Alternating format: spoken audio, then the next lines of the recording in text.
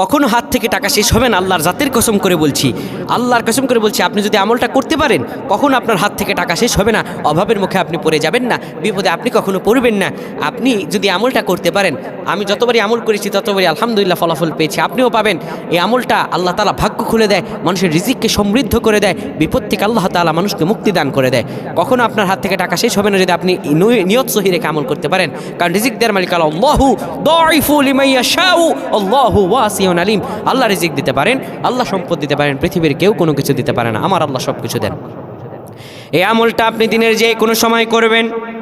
প্রথমে সূরাতুল ইখলাস 11 বার পড়বেন, ইখলাস পড়ার পরে ইয়া রাজ্জাক 11 বার পড়বেন, ইয়া কাদিয়াল হাজাত 21 বার পরে 10 বার দুরূদ শরীফ পড়ে আল্লাহর কাছে দোয়া করবেন।